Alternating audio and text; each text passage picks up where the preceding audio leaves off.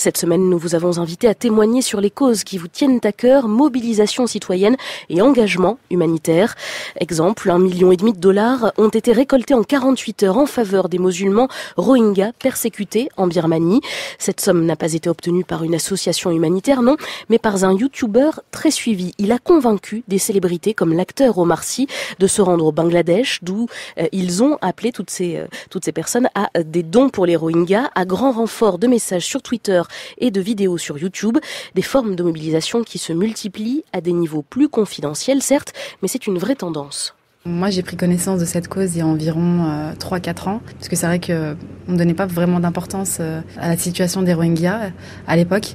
Et moi, ce qui m'a vraiment attirée dans cette cause-là, c'est que ça n'interpellait pas beaucoup de monde. C'est ça qui m'a donné vraiment l'envie de m'engager et de sensibiliser un maximum de monde. Nous venons d'entendre Sakina, une étudiante de 25 ans que vous avez rencontrée.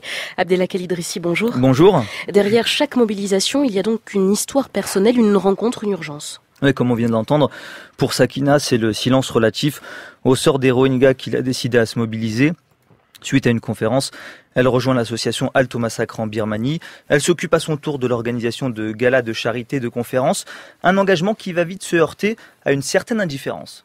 Je me plaignais un petit peu parce que ça ne faisait pas réagir. J'ai organisé des galas. Il y avait des gens qui venaient. Mais par exemple, si j'attends sur 200 personnes attendues, il va y en avoir 100.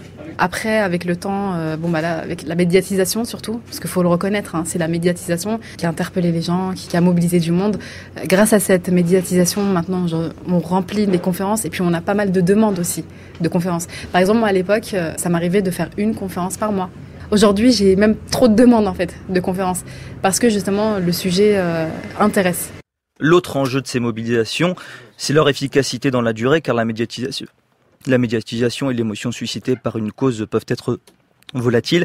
C'est le constat fait par Benjamin Gauthier, vice-président de la toute jeune association Urgence Tchétchénie. Créée il y a 6 mois, son association s'était retrouvée au centre de l'attention médiatique lors de l'accueil en France du premier réfugié homosexuel.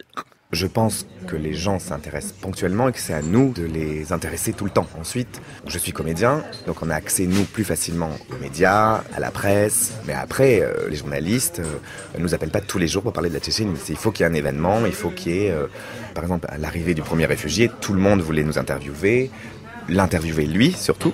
Et depuis, les autres, c'est un peu plus compliqué. Le positif, c'est que tout peut être mis en lumière très vite et très rapidement. Et effectivement, ça peut partir aussi vite. C'est à nous de faire en sorte que ça soit là tout le temps et toujours présent. Et pour rester présente, Abdelak, l'association organise en décembre un concert de soutien aux Tchétchènes homosexuels persécutés. Oui, c'est l'une des manières, notamment pour Benjamin Gauthier, de structurer son engagement et de se mobiliser dans la durée, comme il explique dans le détail sur franceculture.fr. Et l'on a bien compris l'importance pour les néophytes de la mobilisation, donc l'importance des médias, mais désormais les réseaux sociaux comptent autant, voire plus que les médias traditionnels. Oui, Twitter et Facebook notamment permettent de sensibiliser le grand public à des causes moins connues. C'est ce qu'il s'est passé l'année dernière suite à l'arrestation d'avocats kurdes en Turquie, emprisonnés pour avoir fait leur travail, c'est-à-dire défendre des militants de la cause kurde ou des droits de l'homme. Parmi ces prisonniers, 2 d'entre eux, Ramazan Demir et Aïché Assinikli, ont reçu un soutien très fort d'avocats parisiens et français, notamment de la part de maître Jennifer Alter, qui avait fait la connaissance de Ramazan avant son arrestation. L'une des opérations de soutien a consisté à faire envoyer des centaines de cartes postales aux détenus. Et si l'opération a été un succès, c'est grâce aux réseaux sociaux, un passage obligé selon Jennifer Alter.